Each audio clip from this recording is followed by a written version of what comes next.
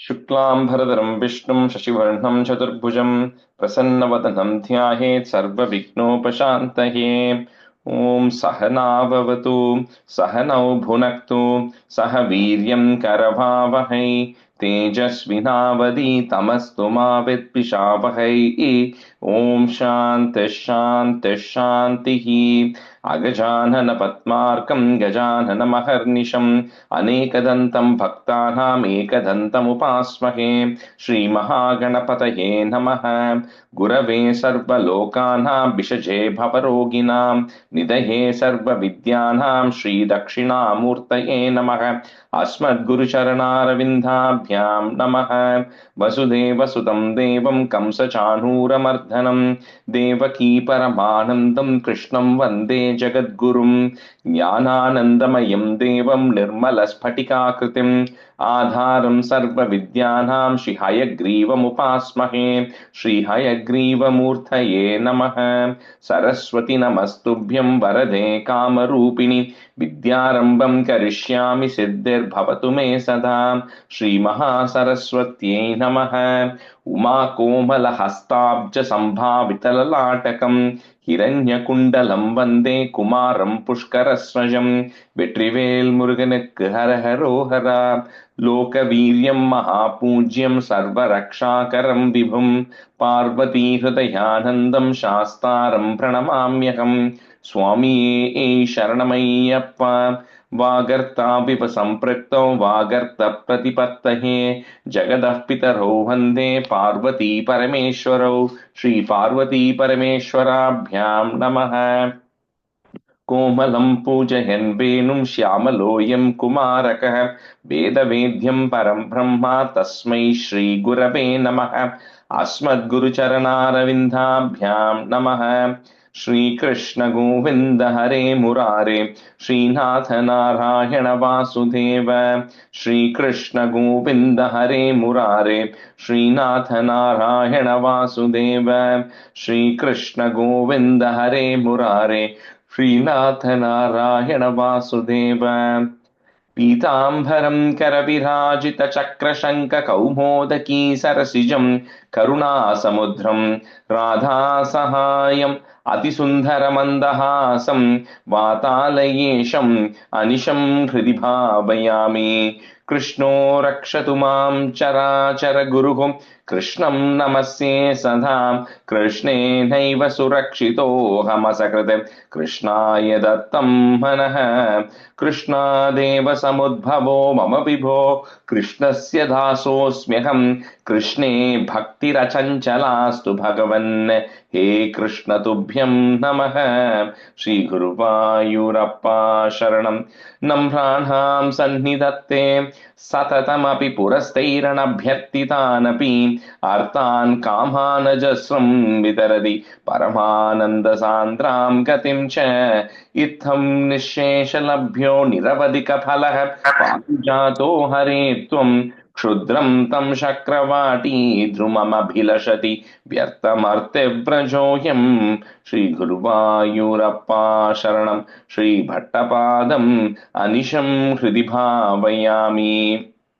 वंशी विभूषितकरात् नवनीरधाभात् पीताम्बरात् अरुणबिम्बफलादरोष्टात् पूर्णेन्दुसुन्दरमुखात् अरविन्दनेत्रात् कृष्णात् परं किमपि तत्त्वमहं न जाने। കൈരണ്ടും കൂപ്പി ഞാൻ വീണ്ടുമീറക്കുന്നു നീരജലോചന നിന്നോടായി. ഏതീനു മഞ്ഞനെ കുമ്പിടേണ്ടാത്തോരോ രീതിയിൽ നീ എന്നെ പാലിക്കെന്നായി. കൃഷ്ണ ഹരേ ജയ കൃഷ്ണ ഹരേ ജയ കൃഷ്ണ ഹരേ ജയ കൃഷ്ണ ഹരേ. Good morning, everyone. We have a lot of people traveling today with Cleveland and everything going on. So, okay, so let's do a quick review of 36 and then we'll continue with 37. Maybe Jyoti Chandraji, maybe you can do one half, and Amuta, you can do the second half of 36.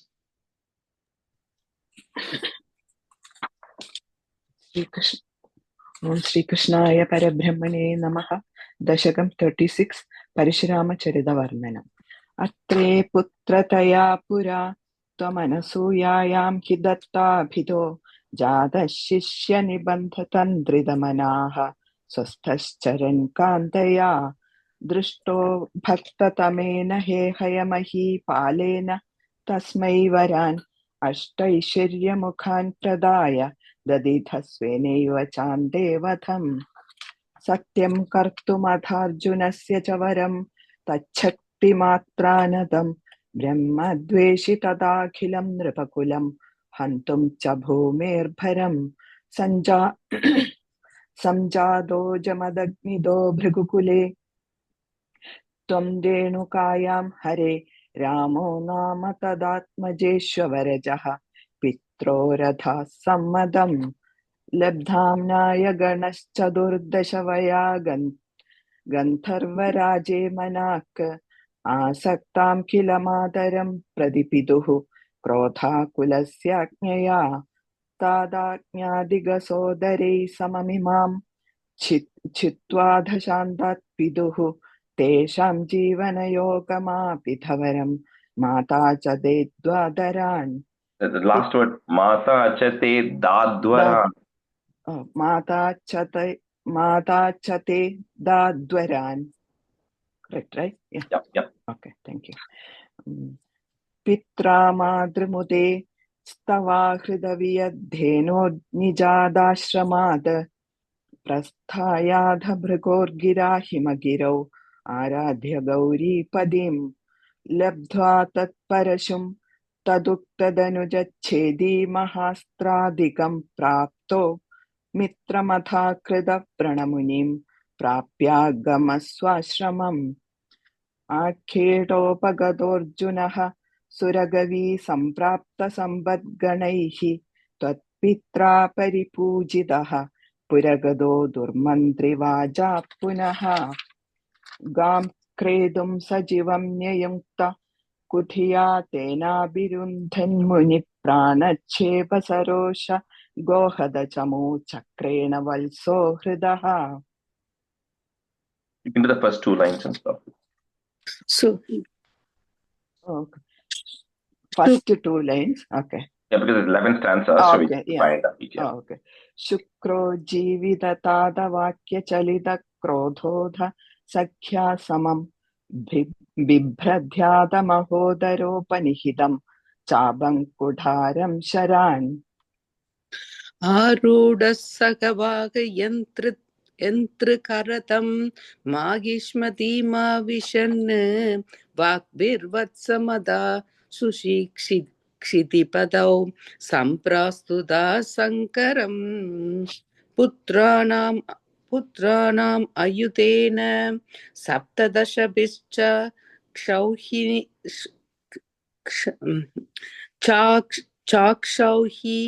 चाक्षौहीनिभिर्महासेनानि पिरनेकमित्रनिवहैः व्यासृम्बिता यतो नः. Last word, last. Vyajrumbhita yodhanah. व्यासृम्बिता योधनः सत्यस्त्वत्ककुडारपानविदिलन्निःशेष सैन्योत्करो भीतिप्रतृद नष्टशिष्टतनयः त्वामापदद्देहयः लीलावारिद Narmada च जलवलल्लङ्केश कर्वापः श्रीमद्बाहुसहस्रमुक्तबहु शस्त्ररास्त्रं निरुत्तण्णमुं चक्रे त्वय्यद वैष्णवेऽपि विपले पुत्वा हरिं त्वामुदा ध्यायन्तं चिद सर्वदोषमवधिः सोगात् परं ते पदम् ऊयो मर्षिद हेहयात्मजगणैः. Sorry, if you want to start that with the first, I think with the tune you were off one line. Okay. So you can start this first. Bhuyor marshida. Bhuyo marshida heyatmajaganaih tadeha renuka आज्ञानां हृदयं निरीक्ष्य बहुशो घोरं प्रतिज्ञां वहन् ध्यायानानीतरतयुधस्त्वमकृता विप्रदृहः क्षत्रियान् दिक्चक्रेषु गुडारयन् विशिगयन् निहिः क्षत्रिया मेदिनीम्. It's two small corrections. And the third line, first word, dhyananita. ध्यानानीत रथयुधस्त्वमकृता विप्रदृहः क्षत्रियान् दिक्चक्रेषु कुडारयन् विशिगयन् निहिः Sattriya Other one, you think nihi he. You're adding an extra he there. So nihi kshatriyan. निहि क्षत्रियां मेदिनीम् तादो जीवनगृन्निरुपालककुलं त्रिसप्तकृत्वोजयन् सन्दर्प्यातचं समन्तपञ्चकमहारक्तहरतौके पितॄन् यज्ञे क्षमाभि काश्यपादिषु दिशन् साल्वेन युध्यन् पुनः कृष्णो मुनिः निश्यतीति समितो युद्धात् कुमारैर्भवान्. And the third line, only one word, mattum, kshmamapi. It's a half ksha there. Yajni kshmamapi. Ekne kshama, ekne kshma. Kshma, அது வந்து அந்த iksh and ma comes together. So kshmamapi. Ekne kshmamapi. Yeah. Ekne kshmamapi. Okay. न्यस्यास्त्राणि Mahendra பூப்ருதி தபஸ்தன்வன். ஓ, அந்த இடத்துல first லைன்ல comma வரும்.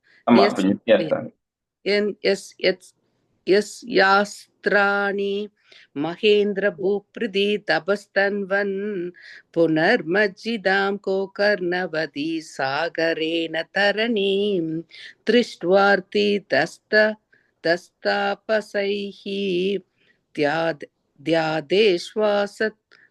ध्यादेश्वासत्रिधा नलास्तरसहितं सिन्धुं श्रुवक्षे पनात् उत्सार्योत्रिदः केरलो भृगुपते वादेश संरक्ष माम्. परब्रह्मणे नमः. I have a question. Yeah. Here, Bhattadiripad wrote, Suvachebanath Utsaryo Dhrida Keralo. Is it, why not with parashu or rather axe? Yeah, no, I think that is, you're right. The shrew is referring to like this, the ladle, spoon, like, you know, to pour. Yeah. So, right, you know, like even my understanding was because Parashurama generally carries the parashu, right? That's why it's there. But I don't know why. I think it was maybe more to say that scooping out was the intention there. That's my guess. But at the end of the day, it was land under the water, which he reclaimed it. It's a good question. You know, that is referring specifically to the shape for scooping it out, but you can also do it with parashu because they end up, you know, later on Balarama will do that twice. Yeah. But that was more for when Balarama does it, it's more for redirecting and then creating land. But this was excavating out. Excavating, You know, that's what I'm assuming. So. Okay, Thank you. Okay, I think we have done. We did the first two stanzas, right? So we'll start with the third one. So let me see who I have today. Krishnanji, you can be a student, and Nalini, you can be a student. Stanza 3. Uche chambuja bhura munai suraha satyam daritrya vacho nanvasya bhavatam charakshana vidhau daksho hi lakshmi patihi सर्वे शर्वपुरःसरावयमितो गत्वा पयोवारिधिं नत्वा तं स्थुमहे जवादिदिययुः साकं तवाकेतनम्. So we were seeing last time, right, about how there was still, although a lot of these battles, etc., had happened and the asuras were gotten rid of, there were still some asuras who had leftover karma because of which they were getting reborn. And because they were being born again and they were continuing to commit all of these atrocities, because of which the earth felt a lot of burden because of all these evil actors who are there. So at the time, they all went and prayed to Brahma along with the Devas. And then Brahma said, when I need a help and I'm not able to do it, I myself go to that Mahavishnu. So he ends up going. So this is the Brahma says, I agree with what everything that you guys are saying, right? What the Devas are saying, what Mother Earth or Manu is saying in this case, representing Mother Earth, that it is true that all of this has happened. So the only option for us is all of us go and then we go pray to Lakshmi Patihi. We go pray to that Mahavishnu who is there, and he's the only option for us to come and help us out, to come and save us here. So they all go to this place, like we said before. There is a Vaikuntham which is outside of all of this Brahmandam, which is completely different. Then for each of this Brahmandam, which is the 14 worlds which we had seen, there is a Vaikuntham, right? Like a chinna, what do you call that small Tirupati or Kir Tirupati, Mari, there is a small Vaikuntham which is there, which is where all of them end up going. It's called Shweta Dvipa. So they all end up going there to pray to Mahavishnu. Uche Chambuja Bhura Munai Suraha, Satyam Daritriya Vacho, Nanvasya Bhavatam Cha Rakshana Vidhau, Daksho Hi Lakshmi Patihi. Uche Chambuja Bhura Munai Suraha, Satyam Dharitriya Vacho, Nanvasya Bhavatam Cha Rakshana Vidhau, Daksho Hi Lakshmi Patihi. पूजे चाम्बूजभूरमुनिसुरः सत्यं दरिद्रावचो नन्वस्य भवतां च रक्षणविधो दक्षो हि लक्ष्मीपतिः पूजे चाम्बूजभूरमुनीसुराः सत्यं दरिद्र्यावचो नन्वस्य भवतां च रक्षणविधौ दक्षो हि लक्ष्मीपतिः. Krishnaji, that first line, second word, right? Cham Bhuja is a short U, but the Bhura is a long U. So Cham Bhuja Bhura Munai. Champuja Bhura Munai. Yeah, that's it. Yeah. Uche Chambuja Bhura Munai Suraha Satyam Dharitriavacho Nanvasya Bhavatam Cha Rakshana Vidhau Daksho Hi Lakshmi Patihi. Uche Chambuja Bhura Munai Suraha Satyam Dharitriavacho Nanvasya Bhavatam Cha Rakshana Vidhau Daksho Hi Lakshmi Patihi. Sarve Sharva Puras Sara Vayamito, Gatva Payo Varidhim, Natva Tam Stumahe Javaditi Yeyuhu, Sakam Tavaketanam. Sarve Sharva Puras Sara Vayamito, Gatva Payo Varidhim, Natva Tam Stumahe Javaditi Yeyuhu, Sakam Tavaketanam.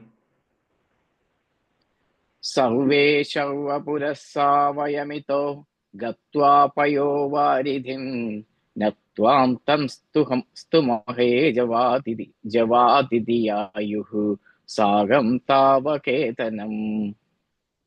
Sarve Sharvapurassara Vayamito Gatva Payo Varidhim Natvam Tam Stumahe Javidi Ayuhu Sagam Tavaketanam. The fourth line, Javaditi.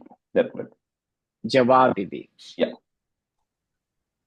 Sarve Sharva Purassara Vayamito Gatva Payo Varidhim Natva Tam Stumahe Javaditi Yeyuhu Sakam Tavaketanam.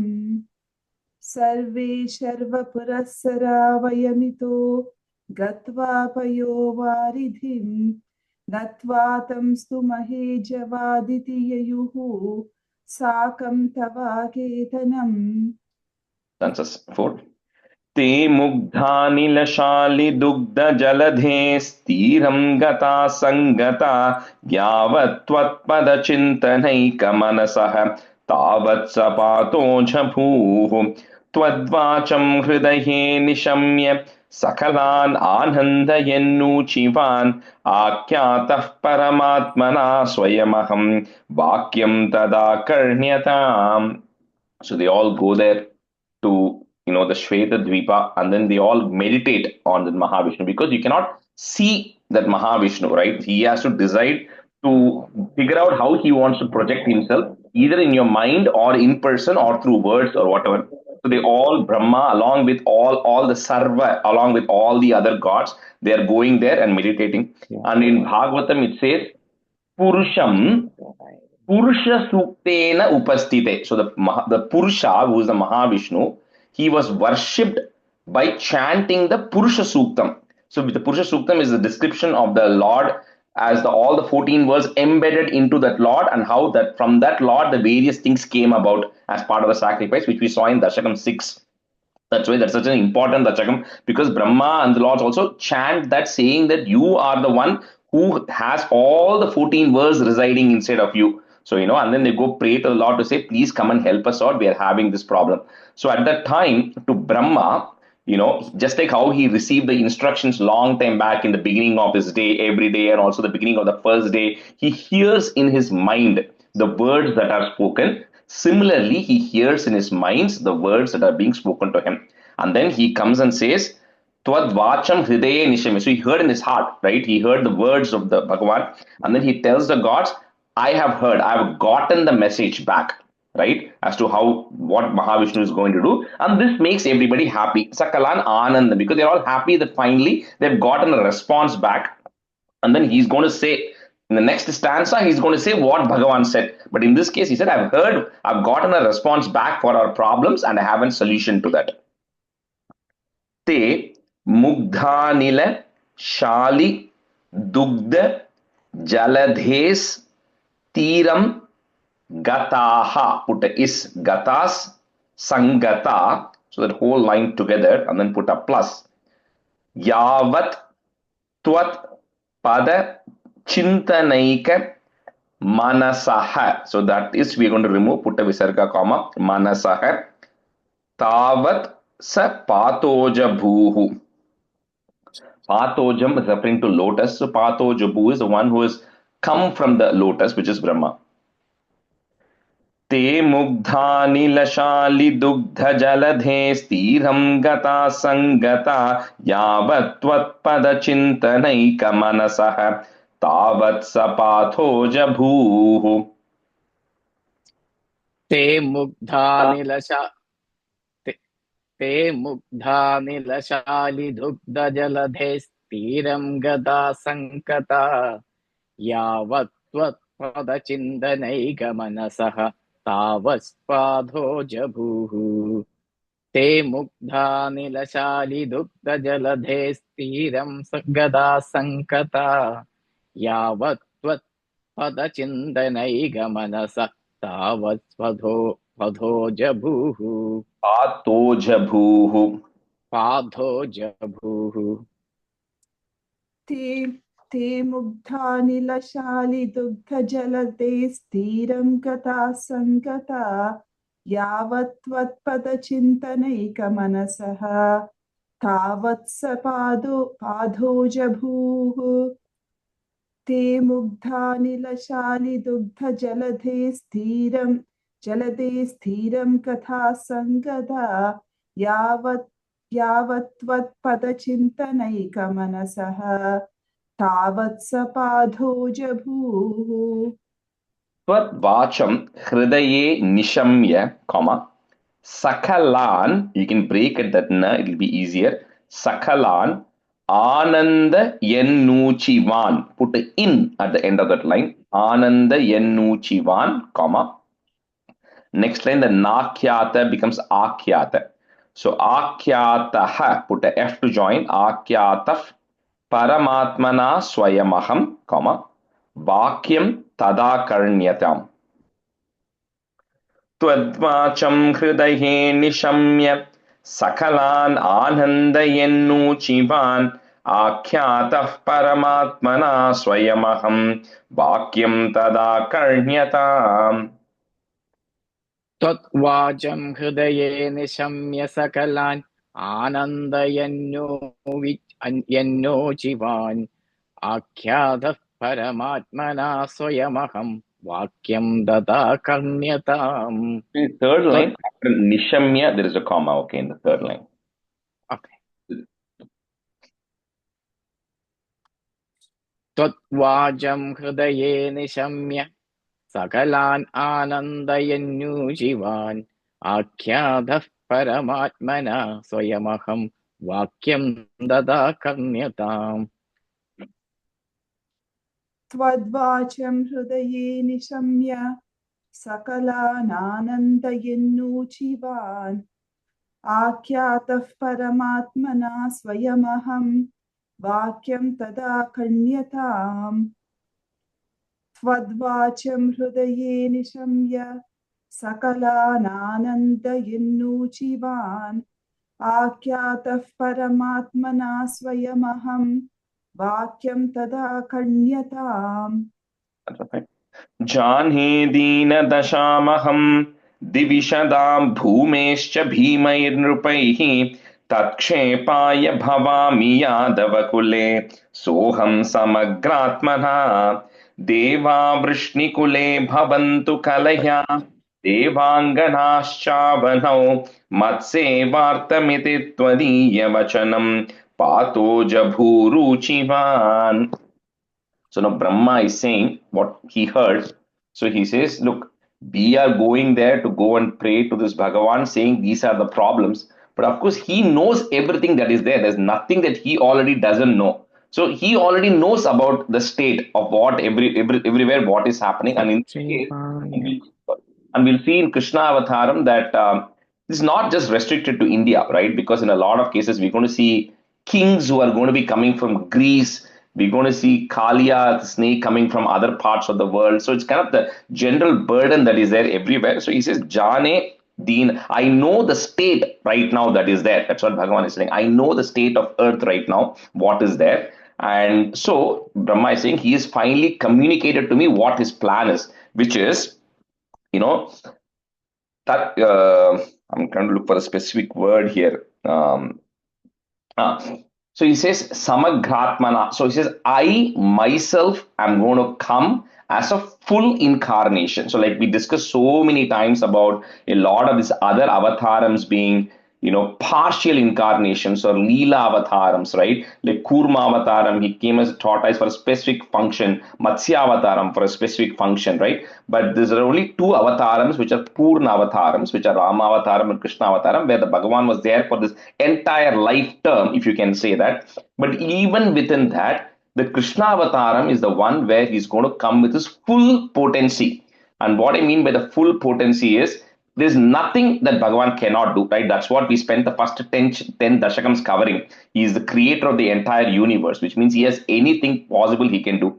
In Krishna Avataram, he's going to come with all of that energy, which means unlike Rama Avataram, and not to compare, things may not just go like in a structured way. He can do whatever he wants in Krishna Avataram. There's no limits, there's no boundaries, none of the laws kind of work the way it is, right? Like he'll stand with Govardhana mountain in his finger. All of that is going to happen because he's saying, I myself am going to come with my full potency. I'm going to incarnate on earth. That's what Mahavishnu is telling there. And he's saying, not just me, but because all of this is like, you think of this as a drama or a show you're putting up, right? A musical you're putting up, which means that they have to have accompanying actors. So Bhagavan is not just going to come on his own. He's going to come with accompanying actors. So he says, Deva Brishni Kule. He says that Devas who are assembled here, who are very devoted to me, are going to incarnate in the clan of the Vrishnis, in the clan of the Yadava. So there's a Yadava clan and there's a Vrishni clan, which is a sub-clan under that. So they are going to be born as Vrishnis, and then they are going to be around me to help me out. and the Deva Patnis who are very devoted to me are going to be born as the Gopikas to serve me. So when we talk about later on, when we go to Krishna Avataram and we say how fortunate these people are that they are being around Krishna, how fortunate they are to be able to serve Krishna, we have to realize it is not by chance, right? It's by design, right? So these were all the greatest of the devotees of the Lord who are now getting a chance to incarnate along with the Lord and then go and serve him as part of this avataram. And then in Bhagavatam he also says about how Balarama is going to go ahead of time, Yoga Maya is going to go ahead of time, set everything up, and then when everything is perfect, then Krishna is going to incarnate. Anyway, but we'll see that coming in the next stanzas. But he says this is the plan. So he kind of communicates to Brahma and everybody. This is going to be the plan of what is going to happen. So Rajesh, don't they say Deva Patnis are sages from Rama Avatara? Or the Gopikas are sages from Rama Avatara? Maybe, see, in this case specifically, they are referring to as Deva Patnis who are going to incarnate as Gopikas. Okay. No, gender doesn't matter. Okay. It could be, a lot of the Devas could have also been incarnated as Gopikas. I don't know about what role they played in Rama Avatar. Maybe they also did that to serve during the Ramayana period. Okay. That's also possible. But here, what is the message is that people who are coming are not just random people who happen to be in Mathura at that time. These are all predetermined, predestined people who are coming there because they're going to serve a certain purpose, right? Mm-hmm. That's the thing. Jane Dina Dashamaham, Divishadam Bhumescha Bhimair Nripaihi. So put a Visargan, Nripaihi. Next line is goes away. Tat kshepaya bhavami yadavakule, soham samagratmana.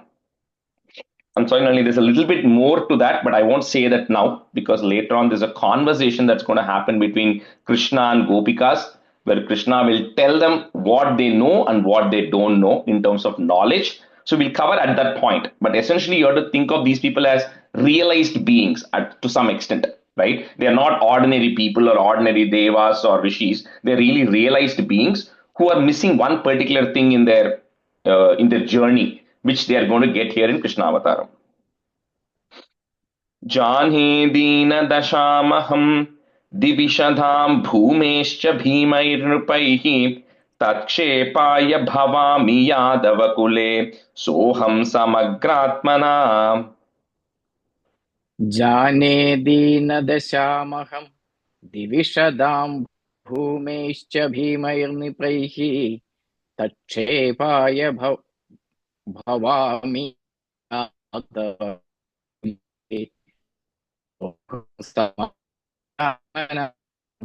Krishnaji, your voice was breaking for me.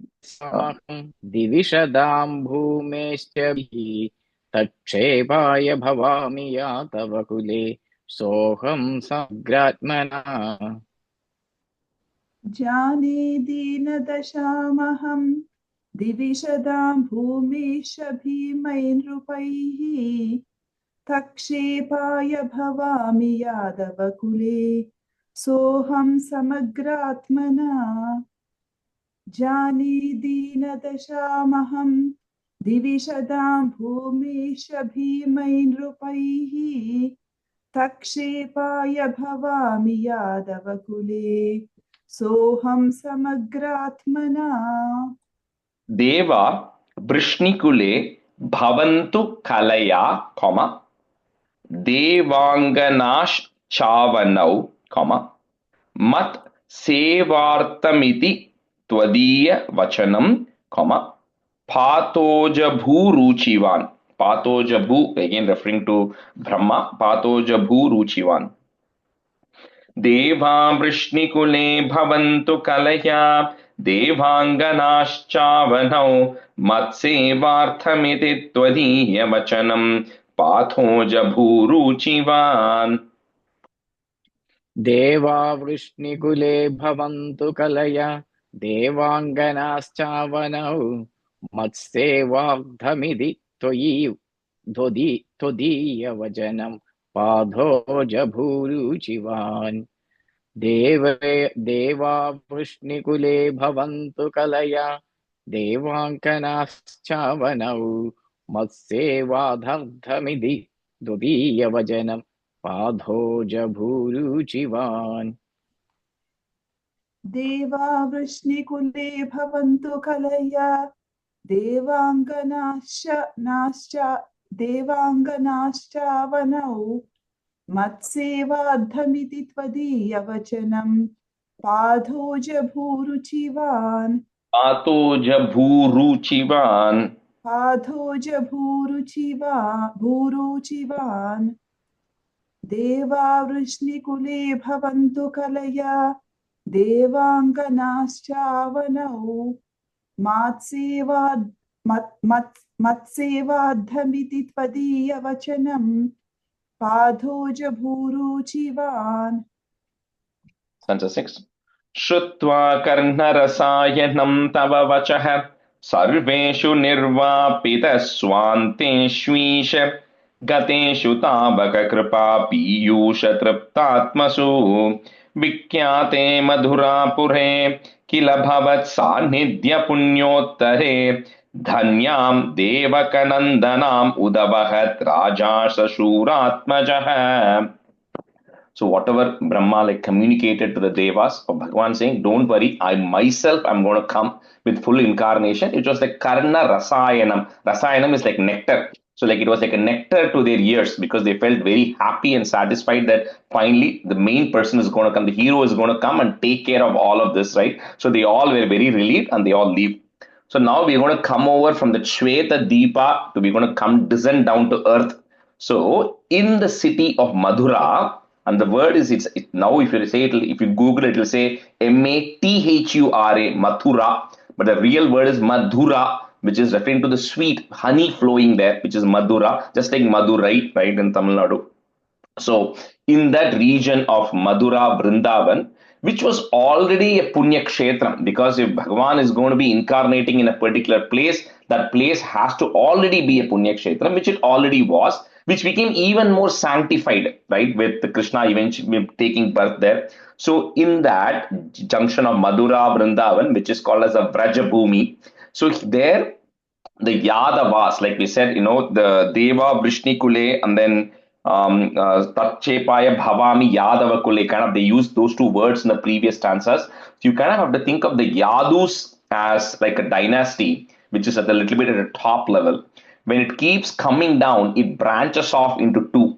One becomes the Vrishni clan, which is where Shurasena and Vasudeva and all of them come in that clan. Then another branch that happens of the Yadava dynasty is where Kamsa and Devaki and all of them end up coming. So eventually they all trace their root to the Yadava clan, but then there's a branch that happens on later, right, which they go into because of multiple children and all that, they go into different directions. That's why the words will be very used kind of swappingly. At the end of the day, they're all Yadavas. But the Vrishnis are the specific group, which is the Vasudeva related people, and Kamsa and others are different clan by name. Anyway, so in that clan, right, which is there is a marriage that is actually happening between Vasudeva and Devaki, right? It talks about how Vasudeva, who's the son of Shurasena, is getting married to Devaki, who is the daughter of Devaka. Okay, so the way it actually works is, and not to confuse you all, Ugrasena, who is the father of Kamsa, and Devaka, who is the father of Devaki, they both are brothers. So it's not like Devaki and Kamsa are like blood related brothers and sisters. They are like the children of two brothers, right? So they're kind of like first cousins, right? That's how they are. So here the marriage is happening right now in Madhura between Vasudeva and Devaki. Shrutva karna rasayanam tava vachaha, comma, sarveshu nirvapita, and put a plus, swanteshvisha, and then put a comma, gateshu tavaka kripa piyusha triptatmasu. Shrutva karna rasayanam tava vachaha sarveshu nirvapita swanteshvisha gateshu tavaka kripa piyusha triptatmasu.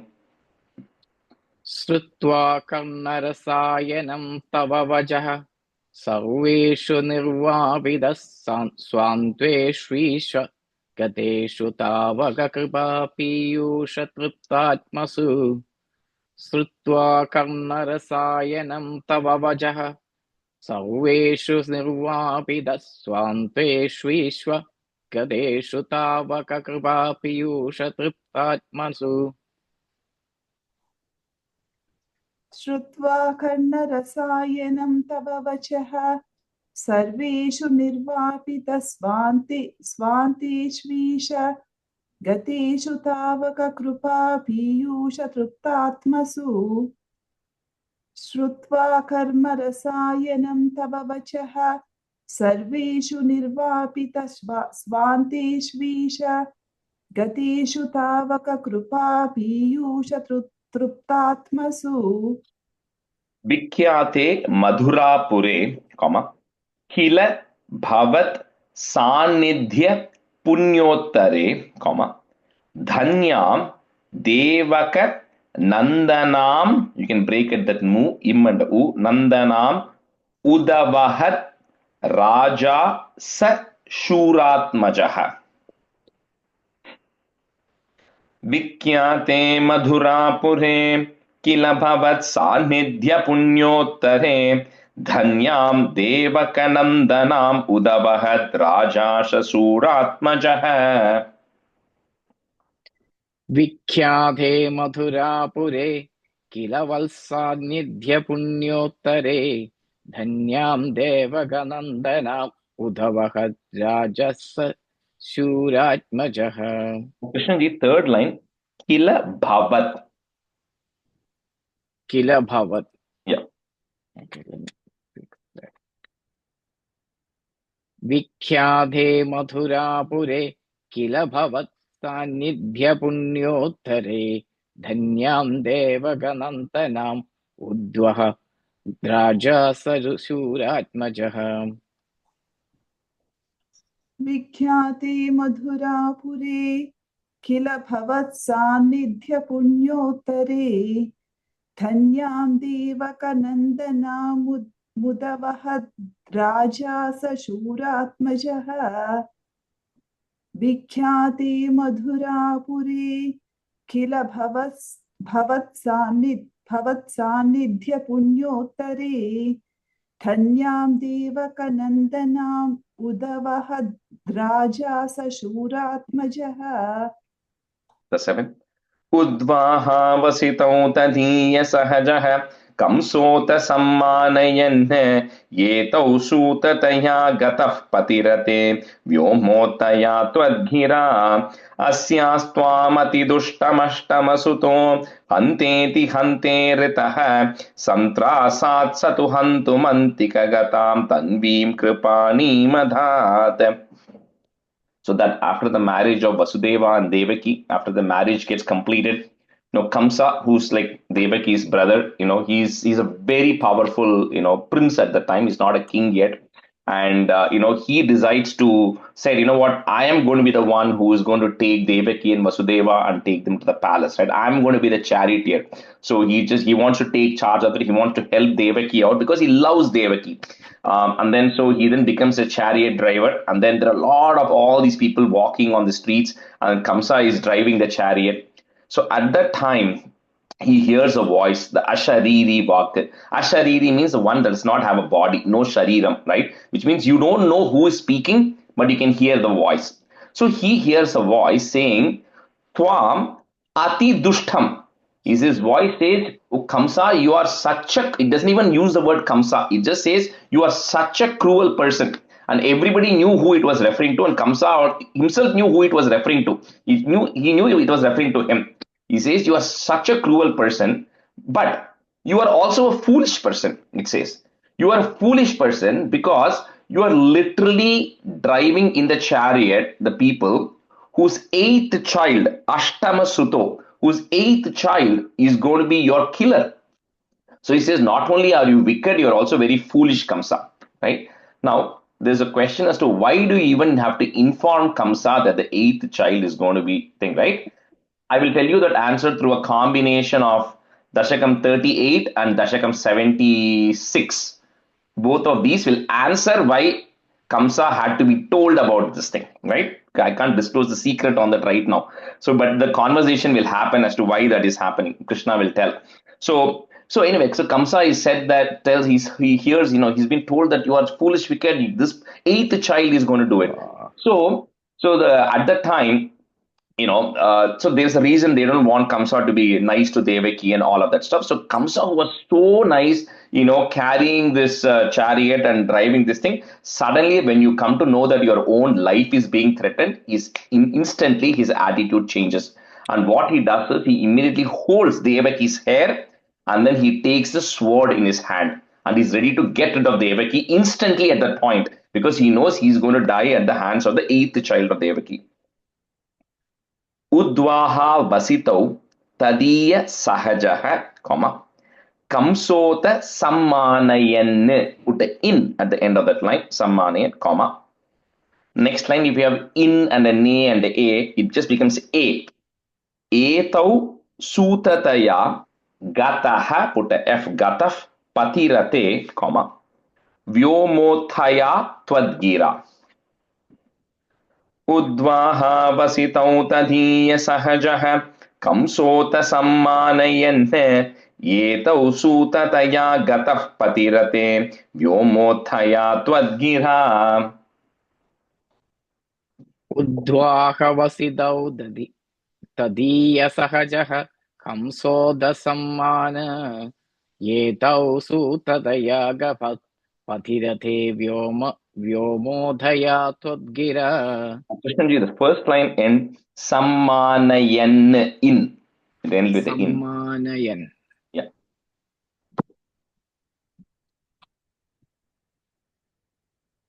Udvaha vasitau tadiya sahajaha kamsoda sammanayan etau sutaya gataf patirate vyomodhaya twadgira. The second line, second word, sutataya. I think second time you said something slightly different. Sutataya. Sutataya gataf.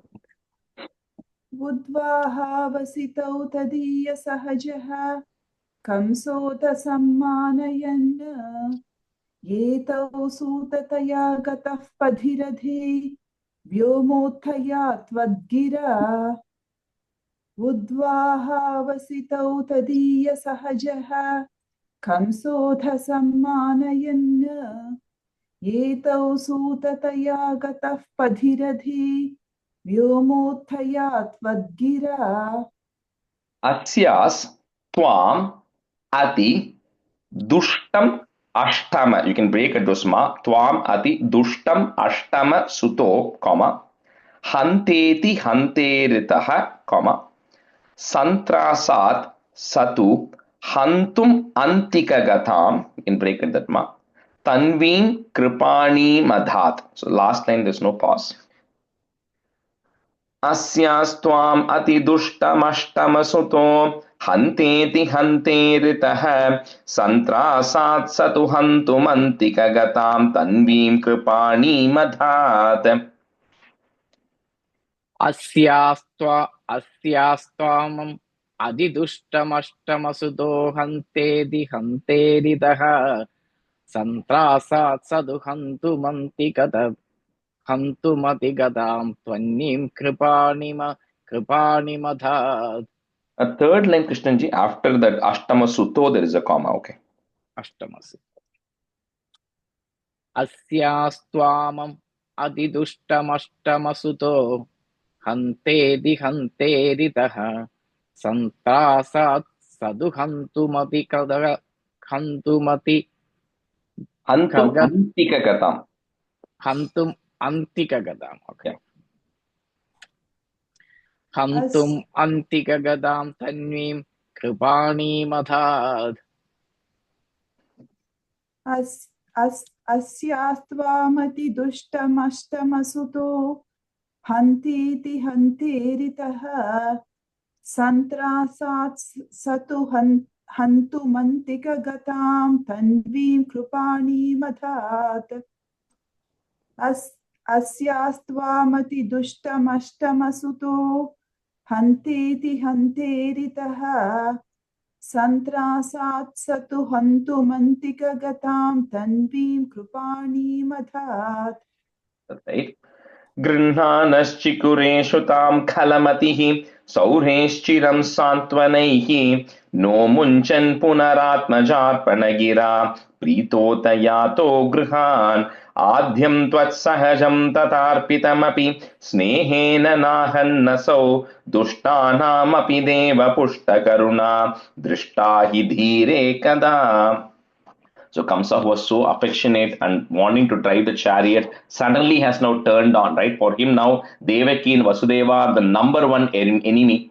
So when Kamsa is getting so angry and frustrated and agitated, Vasudeva had to stay, calm himself down because he can't go fight with Kamsa. There's no way he could fight with Kamsa and win. So he had to kind of lower the temperature there. So he then goes and tells Kamsa, Vasudeva goes and prays to Kamsa saying, you are the great prince of Bhoja, the Bhoja Raja, where he's, where they are there. How can a person like this go and kill a woman, especially your own sister, and that too on the day of her marriage? He says you are not that low, right? And imagine what everybody is going to talk about, how your reputation is going to get spoiled if they come to know that you're going and killing a woman, your sister, on the day of your marriage and all of these things, right? But Kamsa is still not convinced because, for him, the biggest issue is Devaki's eighth child is going to kill me. So I have to prevent the child from, being born, right? That was his thing. So at that time, Vasudeva then has to think on the fly and then he tells Kamsa, don't worry. You're worried about the eighth child, right? Because he had to save Devaki at that point. So Vasudeva then makes a promise saying that every single child that is going to be born to Devaki and me, I'm going to come and give it to you. So you decide what you want to do with it. Because for him, he had to go get away from that point, because for him, he's thinking maybe Kamsa's mind will change, maybe something else is going to, maybe Kamsa himself will die earlier. Or maybe if the words are going to come true, the eighth child is indeed going to kill Kamsa, then I have nothing to worry. So all these thoughts are going, but he has to escape the moment, right? So Vasudeva then promises that whatever happens, I will give you every single child to you. So somehow Kamsa is relieved. He lets Devaki and Vasudeva go. Year passes, they get their first child because it says, Tvat Sahajam, O Guruvarappa, your elder brother is born. The first boy is born as a boy. And at that time, as Vasudeva has promised, he takes that first child and goes and gives it to Kamsa. But here Bhattacharya says, Dushtanamapi Deva Pushta Karuna. Even for the most wicked of people, they have some karunai, right? So when Kamsa saw the newborn baby, a small baby in his hands, he decides nothing to do with the baby. He doesn't do anything to the baby. Grinanash chikureshu tam kalamatihi, Saureshchiram Santvanaihi, put a visargan comma. Next line on top of that, no, there is a ir that will go away. No munchan punar atmajarpanagira, comma, pritota yato grihan. So just say one time, and then we'll transition. Grinanaschikureshu tam khalamatihi, saureshchiram santvanaihi, no munchan punaratmajarpanagira pritota yato grihan.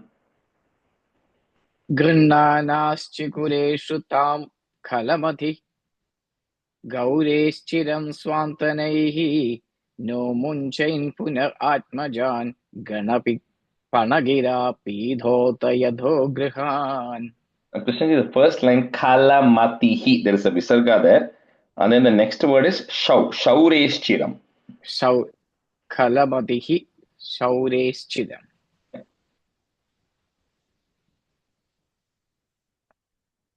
Oh, go ahead, Nalini. You're on mute. Just one time, is it?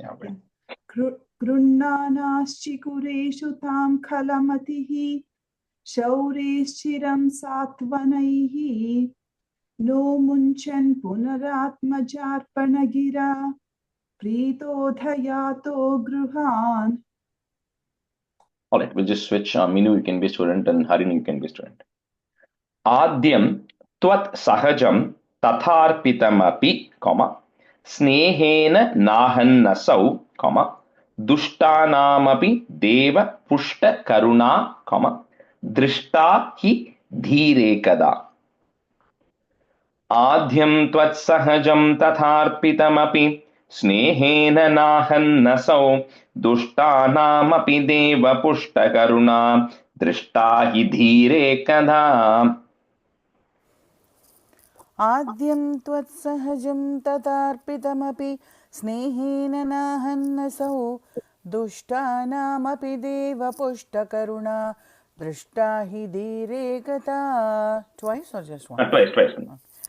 आद्यं त्वत्सहजं तथार्पितमपि स्नेहेन नाहन्नसौ दुष्टानामपि देवपुष्टकरुणा दृष्टा हि धीरे गता.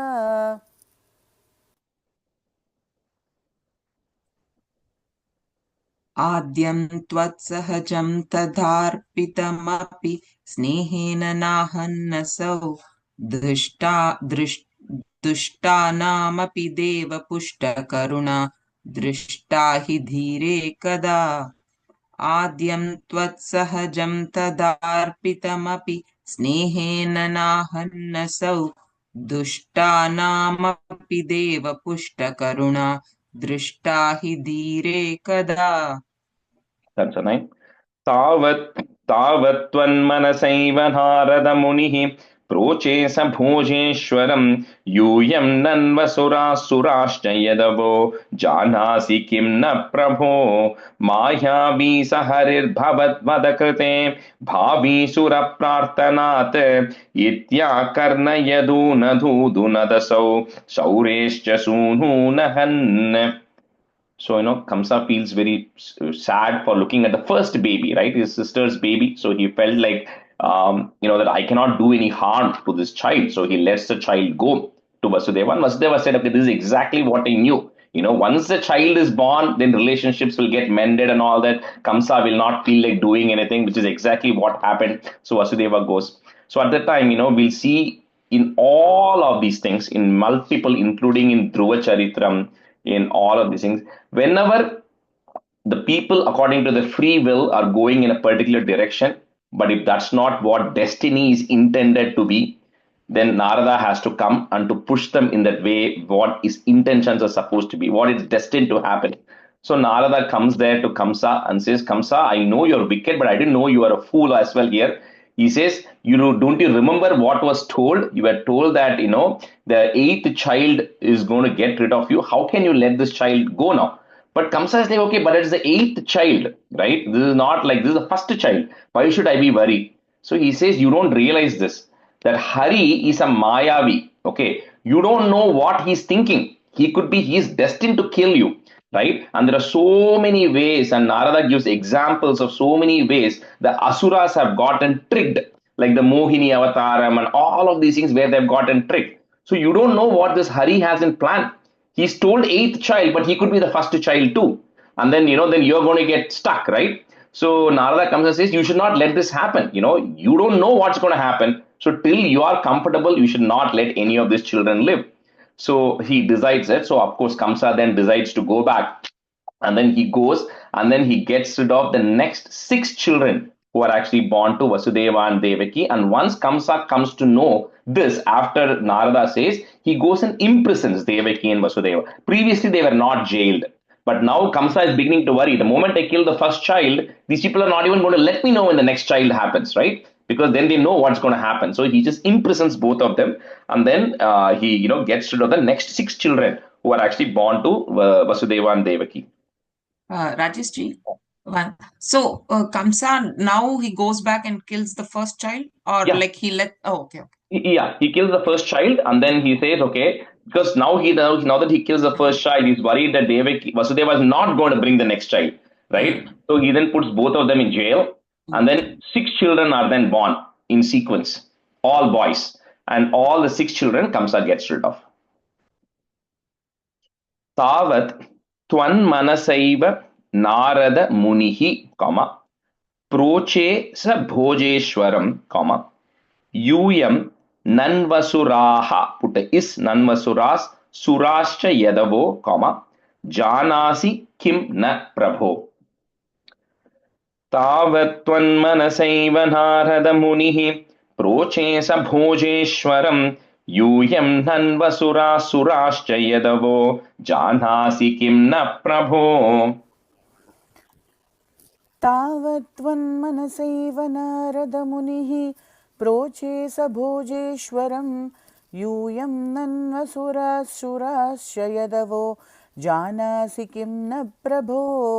तावत्त्वन्मनसैव नारदमुनिः प्रोचे स भोजेश्वरं यूयं नन्वसुरासुराश्च यदवो जानासि किं न प्रभो। तावत्त्वन्मनसैव नारदमुनिः प्रोचे स भोजेश्वरम् यूयं नन्वसुरासुराश्च यदवो जानासि किं न प्रभो। तावत्त्वन्मनसैव नारदमुनिः प्रोचे स भोजेश्वरम् यूयं नन्वसुरासुराश्च यदवो जानासि किं न प्रभो। मायावी स हरिर् भवत् वदकृते, bhavi sura prarthanat, put it at the end of that line, comma. Next line, ditya is there, it becomes itya. Itya karnya yaduna dudhu nadasau. Cannot break that too much. So yaduna dudhu nadasau, comma. Shaureshcha sununahan. So Shauri always refers to Vasudeva here. So Shauresha Sununahan are the children of Vasudeva. Mayavi saharir bhavat vadakrite bhavi sura prarthanate itya karnya yadu nadu dhunadasau Shaureshcha Sununahan. मायावी सहरिर्भवद्वदकृते भावी सुरप्रार्थनात् इत्याकर्ण्य यदूनदूधुनदसौ शौरेश्च सूनूनहन् मायावी सहरिर्भवद्वदकृते भावी सुरप्रार्थनात् इत्याकर्ण्य यदूनदूधुनदसौ शौरेश्च सूनूनहन् मायावी सहरिर्भवद्वदकृते भावी सुरप्रार्थनात् इत्याकर्ण्य यदूनदूधुनदसौ शौरेश्च सूनूनहन् मायावी सहरिर्भवद्वदकृते भावी सुरप्रार्थनात् इत्याकर्ण्य यदूनदूनदसौ शौरेश्च सूनूनहन्. Harani, and the fourth line, middle word, yadunadudhunadasau. Yadunadudhunadasau. Yeah. Yadunadunadasau. Dudhunadasau. Dudhunadasau. Rajashree, எனக்கு ஒரே ஒரு சந்தேகம், கேட்கலாமான்னு தெரியல, தப்பா இருக்குமான்னு. ஏன் வந்து கம்சன் அவ ரெண்டு பேரையும் ஒரே ஜெயில போடணும்? அவளை பிரிச்சிருக்கலாம்ல அந்த டைம்ல. அதுக்கு ஏதாவது காரணம் இருக்கா பின்னாடி? I don't know if there's a specific reason for that, like in the sense, like, see, at the end of the day, I don't know, maybe if they could put females alone in a cell, I don't know, right? So maybe there was something, that he kept them together because he anyway knew that not a child is going to be born that he's not going to be aware of, right? So even if they're going to have a child, he knows because his guards are positioned there in a single cell by themselves. So child is going to be there, he can take the child, right? And how long will he keep them separate? Like, in the sense, he could have just killed them itself outright, right? First he wanted to kill, then he decided not to kill. Then, there's no use keeping them separate, at that point, better to get the eighth child out of the way could have been one reason, right? Because he was anyway killing every child that was coming and he felt confident that he could kill off all the 8 children, right? And then maybe nothing will happen, I'm guessing, right? So இல்ல, அதுல இருந்து அவனுடைய புத்தியோட கூர்மை தெரியறதான். Yeah, I know, because sometimes, you want to face the problem heads on and get rid of it. So that could be one thing where he's like, okay, I'm going to get 8 children in, I'm going to get rid of all the 8 children, then I don't care about them. Because if you kill Devaki, that becomes very, very controversial, right? Like, you're going and killing, but of course, killing children also is not good either. So that is anyway, but at least it's a newborn versus killing his own sister and Vasudeva. You don't know what other things will happen. Vasudeva's family might come attack him. I don't know. Maybe there could be any number of reasons, but he doesn't, right? He puts them in the same cell still. Also, is there a specific reason for choosing number 8? There is a reason. The first 6 are. There's a reason for why the first 6 came. They're called Shat Garbhas. And we'll see that in the 76th chapter. So that 6 was determined. And the 7th, I'll tell you why the 7th is what it is right now in the next stanza. And so that 8th is coming. So there is a reason why it is 8, but I don't know if there's any other significance of the number 8. But there's a reason the 6 had to be born. Stanza 10. Prapte saptama garbhatha mahipatau त्वत्प्रेरणान्मायया नीते माधवरोहिणी त्वमपि भो सच्चित् सुखैकात्मकः देवक्या झठरं विवेशितं विभो संस्तूयमानः सुरैः स त्वं कृष्ण विधूय रोगपटलीं भक्तिं परां देहि मे. So like once the 6 Shadgarbhas they are gotten rid of, then at the time, Krishna, and this is, I'm answering your question, but Krishna is telling Yoga Maya, who's an extension of Krishna, who's the energy of Krishna, to say that before I am going to be born, one of the partial expansions of me, of Adishesha, is going to go incarnate. And because this avataram is going to happen with both of us together, which is Balarama and Krishna incarnating together, right? And as part of that, Balarama is going to first go there. And then Krishna is going to come. So that's why, to the point, that's how Krishna wanted it for any number of reasons. So that's why Balarama is going to go in a 7th. So he tells Yogamaya that a child is going to be born in the womb of Devaki. And then there's another wife of Vasudeva called as Rohini, who is actually there with Nandagopa in Gokulam. So he says, once the child is born to Devaki, with your yogic power of Yogamaya, I want you to transfer this embryo from the womb of Devaki into the womb of Rohini, because this child is eventually going to be born out of because Kamsa cannot kill the 7th child here. It's Balarama. So he has to get that Balarama off to a safe place, which is to the womb of Rohini. So Krishna tells Yogamaya, that's the first one.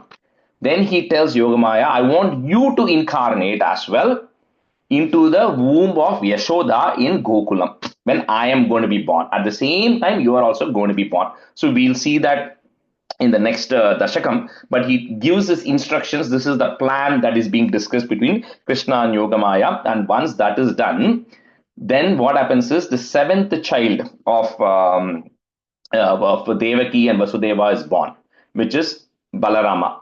Before the child is born, the child is transferred, like we spoke, the embryo is transferred to Rohini. So this child is not born to Vasudeva and Devaki. It is born as a dead child because the child is not really born. It is actually transferred.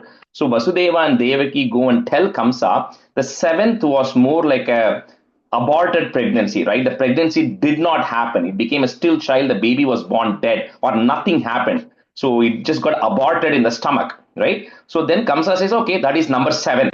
So the number 7 is out of the way. The 7th child never got born because it got aborted. And so now he moves on, right? He's waiting for the 8th one. So at that time, you, O Krishna, you enter into the mind of Vasudeva. If you remember the Dashakam 30, where Vamana Avataram happened, when Kashyapa Muni is telling Aditi to go do the Payovrata and all of that stuff, when she prays, then exactly same sequence. He first enters into the mind of Kashyapa. Same thing. He enters into the mind of Vasudeva, and then that energy is getting transferred to Devaki. So now Devaki is carrying the 8th child in her garbham. So when she is carrying Krishna himself, that energy, automatic, that entire place is getting lit up, right? With the energy of Krishna that is there. So Vasudeva and Devaki both are looking so energetic. That entire place is radiating. That gives an indication to Kamsa that this is the thing, right? There's something going on unique here that, Vasudeva and Devaki are radiating so much energy out of them. And it also talks about how Brahma, everybody come. Of course, Vasudeva and Devaki can't see them, but all of these gods and demigods come and worship because they know that Bhagavan has entered into the womb of Devaki. So with that, it comes to an end. One small question, Rajeshji. Rohini is Nandagopal's sister, right? No, she's like not like a real sister, it's like a cousin, but she's the wife of Vasudeva had multiple wives. First wife. Okay. Yeah, First he had wife of multiple wives. Vasudeva. Yeah, Okay. he had multiple wives. Yeah. So Rohini is one of the wives. And the seventh child is a Balarama, right? He moved there. Yeah, seventh child is Balarama, who's born to Devaki and Vasudeva, not born, who was in the womb of Devaki and Vasudeva, but transferred over to Rohini, and Balarama is born. And after that, and that is not exactly mentioned that he's born, but he said the seventh child is born, and then Krishna is now in the womb of Devaki and Vasudeva. Yeah, thank you. Prapte saptama garbhatam ahipatau, tvat preranan mayaya, put a plus, nite madhava rohini, twamapi bhoho, put a is bhos, sachit sukhaikatmakah. We'll just do one time. I want to finish two more stanzas of 38 today.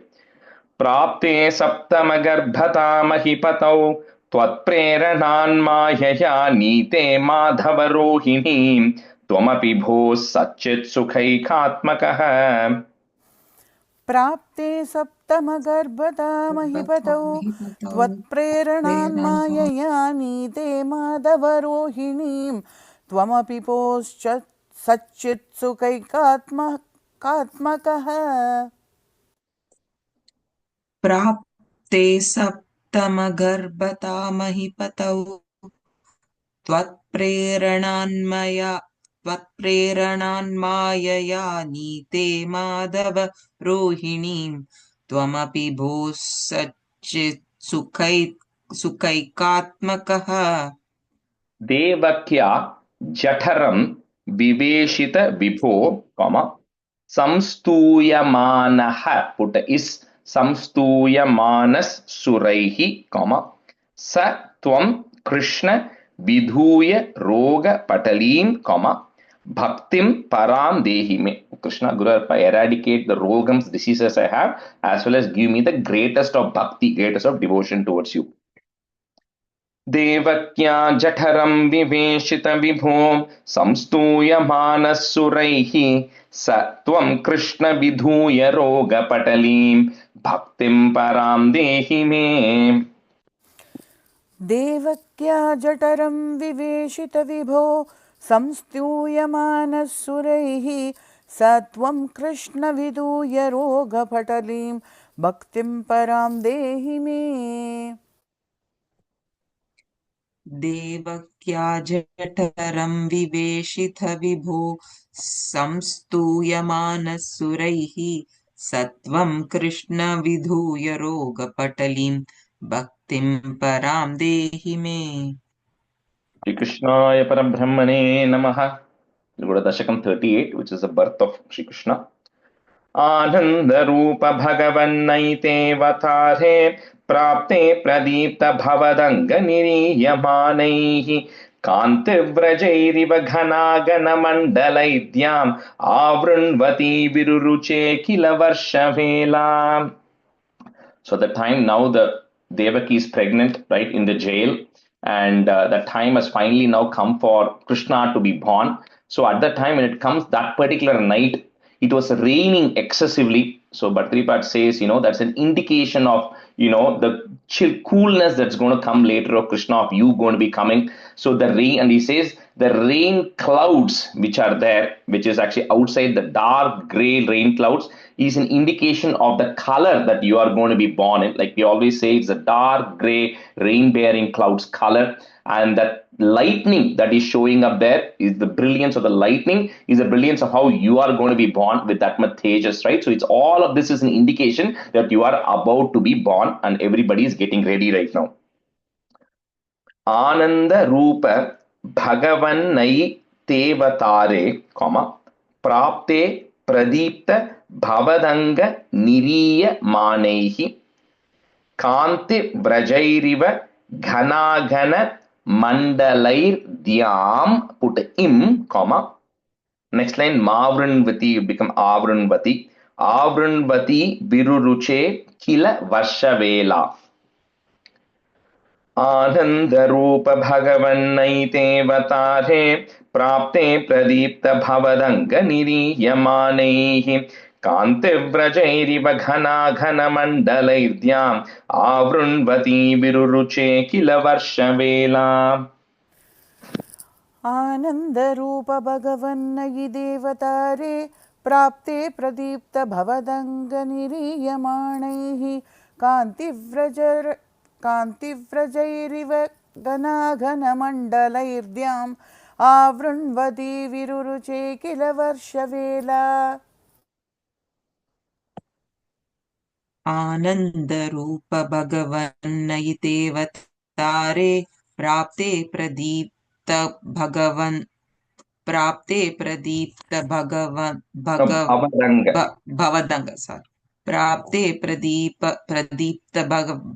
भवदङ्गनिरीयमानैः कान्तिव्रजैरिव घनाघनमण्डलैर्द्याम् आवृण्वती विरुरुचे किल वर्षवेला. That's it. आशासु शीतलतरासु पयोदतो ह्यैः आशासिताप्तिविवशेषु च सज्जनेषु नैषाकरोदयविधौ निशिमध्यमायां क्लेशापहस्त्रिजगतां त्वमिहाभिरासीः.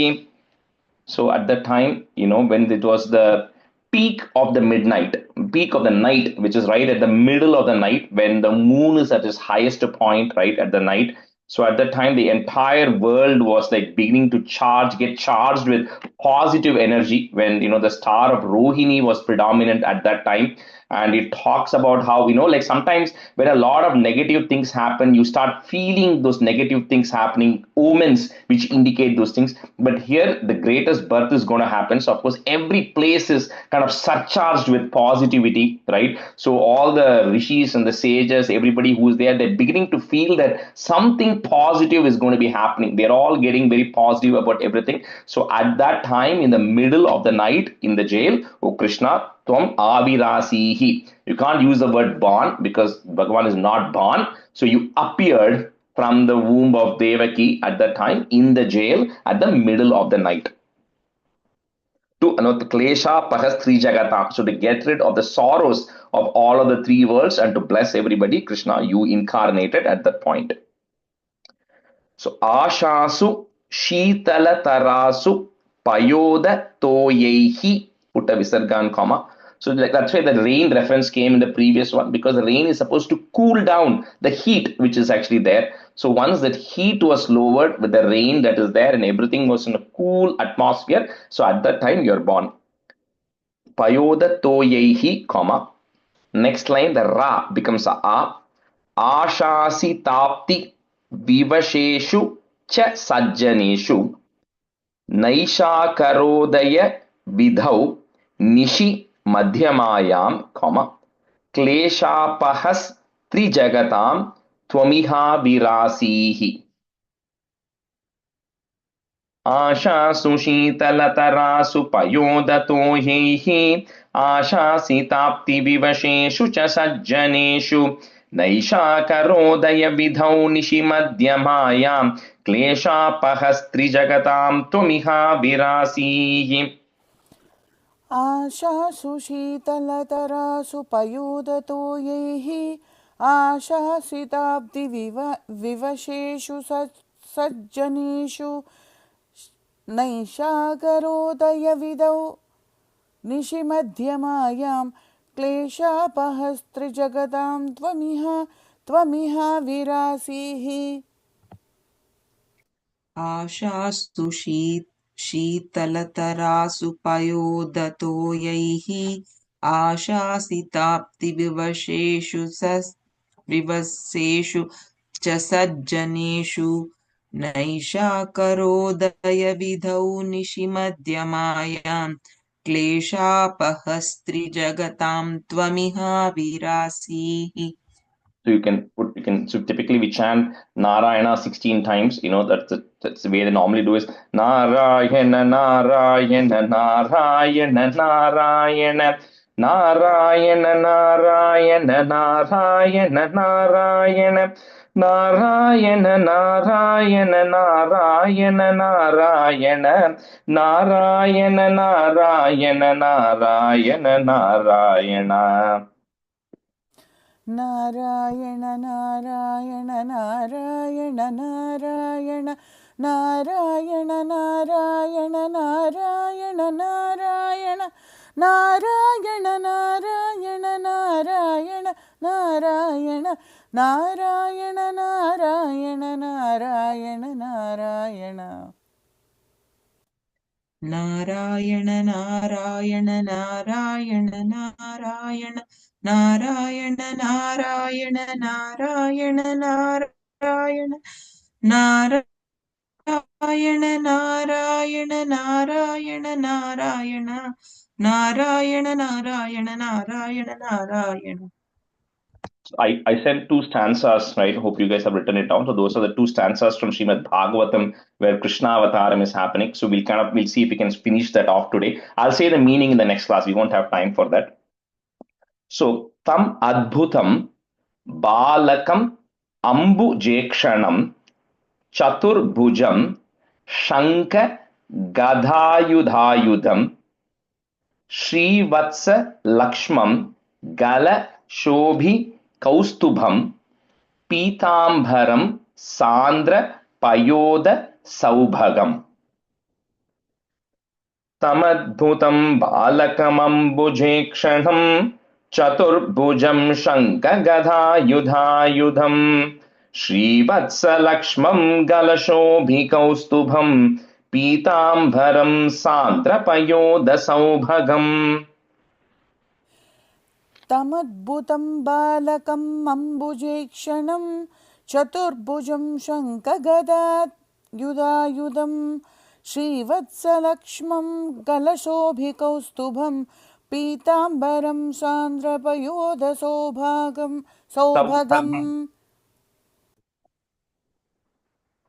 Tamadbhutam balakamambujekshanam chaturbhujam shankagadyudhayudham Srivatsalakshmam galashobhikaustubam Pitambaram sandrapayoda saubhagam. The second line, if you want to break that word, it's Shanka Gadat Yudhayudham. Or you can say it together. Shanka Gadat Yudhayudham. Okay. Rajesh ஒரு second என்னோட புக்ல அது இல்லவே இல்லையே இது நம்ம add பண்றோம் I sent it in the WhatsApp group. I sent the English and the Sanskrit version. If any of you want a Tamil version or some other version, I can send it to you. I can send that other version also. Tamil version கொஞ்சம் send பண்ணுவோம். Thank you. நான் அனுப்புறேன். Okay. Maharha Vaidurya Kirita Kundala and then put plus Twisha Parishvakta Sahasra Kuntalam. So these two lines are together. Uddhama Kanchiyangada Kankanadibihi. So you put a visarga there, Kankanadibihi, comma. Next line, if you have a ir on top of that, Virocha, that will go away. Virochamanam Vasudeva Aikshata. So because it's continuing from Sandra Payoda Saubhagam Maharha Vaidurya Kirita Kundala Twisha Parishvakta Sahasra Kuntalam Uddama Kanchangada Kankanadibihi Virochamanam Vasudeva Aikshata. Maharga Vaidurya Kirita Kundala Tvisha Parishvakta Sahasra Kuntalam Uddama Kanchangada Kankanadibhir Virochamanam Vasudeva Aikshata. So the meaning on the third line like Kankanadi bir irukku the ir you remove and make it a visarga Kankanadi bihi. Okay. And then the second line, first word Twisha, it's a double A there. Okay. Twisha Parishvakta. Okay. Sorry, yeah. महार्हवैडूर्यकिरीटकुण्डलत्विषा परिष्वक्तसहस्रकुण्डलम् उद्दामकाञ्चङ्गदकङ्कणादिभिः विरोचमानं Vasudeva ऐक्षत। महार्ह वैधूर्यकिरीटकुण्डलत्विषा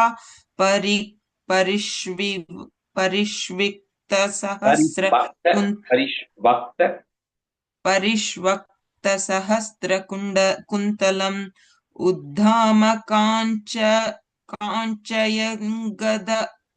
काञ्चयङ्गदकङ्कणादिभिः विरोचमानं Vasudeva ऐक्षत. The third line, middle word, काञ्च्यङ्गद. काञ्च्यङ्गद कङ्कणादिभिः. Yeah. We'll just do the third stanza of Narayaneeyam is these two stanzas of Bhagavatam. So we'll just do the third stanza also today and stop. Balya sprishapi vapusha dhadusha vibhutihi. Put a visarga comma. The ru becomes u. Udyat kirita katakangada hara bhasa. Shankari varija gada paribhasitena, comma, meghasitena parilesita suti gehe. Balyasprishapi vapusha dhadusha vibhutihi udyat kirita katakangada bhasa. Shankari varijagada paribhasitena meghasitena parilesita suti gehe. बाल्यस्पृशापि वपुषा ददुषा विभूतिः उद्यत्किरीटकनकाङ्गदहारभासा शङ्कारिवारिजगदा परिपासितेन मेघासितेन परिलेसितसूतिकेः. And then 2 times பண்ணிக்கணும். We have few more minutes. Okay. बाल्यस्पृशाभिवपुषा ददुषा विभूतिः उद्यत्किरीटकनकाङ्गदहारभासा शङ्कारिवारिजगदा परिभासितेन मेघासितेन परिलेसितसूतिकेः. Second line la kirita, adukku next word katakangada. Oh, எனக்கு புக்ல கண்ணா கொடுத்துருக்கு. கட்டகாங்க. Okay. It refers to bracelets. So I think kataka is one word. Kanaka probably also is right, but we'll be consistent and see kata.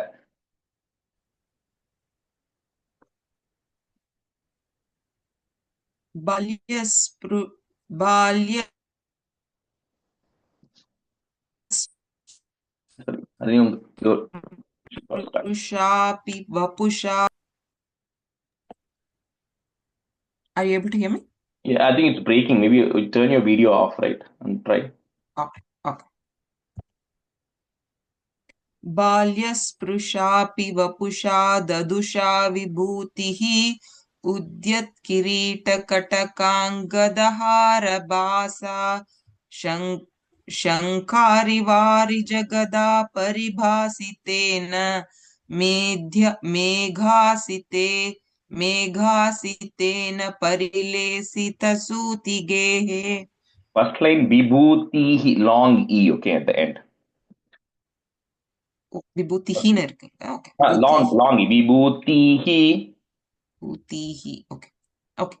बाल्यस्पृशापि वपुषा ददुषा विभूतिः उद्यत्किरीटकटकाङ्गदहारभासा शङ्कारिवारिजगदा परिभासितेन मेघासितेन परिलेसितसूतिगेः. எனக்கு இங்க இகாரம் இருக்கு. விபூதிஹி. Long e. விபூதிஹியா? Okay. Vibhutihi. That's a long e there, surely. இகாரம். Okay. Okay. सान्ध्रानन्दावबोधात्मकमनुपमितं कालदेशावधिभ्यां निर्मुक्तं नित्यमुक्तं निगमशतसहस्रेण निर्भास्यमानम् अस्पष्टं दृष्टमात्रे पुनरुरुपुरुषार्थात्मकं ब्रह्मतत्त्वं तत्तावद्भाति साक्षात् गुरुपवनपुरे हन्त भाग्यं जनानाम् कायेन वाचा मनसेन्द्रियैर्वा बुद्ध्यात्मना वा प्रकृते स्वभावात् करोमि यत् सकलं परस्मै नारायणायेति समर्पयामि. Thank you. We rushed a little bit at the end, but I wanted to finish at the right point today. So, then we can continue. So, Rajesh ji, can you send a Telugu version of that sloka? Okay, I'll try to see if I can find the Telugu version. Okay. Okay, thank you. But I'll try to get it. Yeah. Okay, thank you, Rajesh. Thank you, Rajesh. Thank you, Rajesh. Thank you. Thank you. Thank you.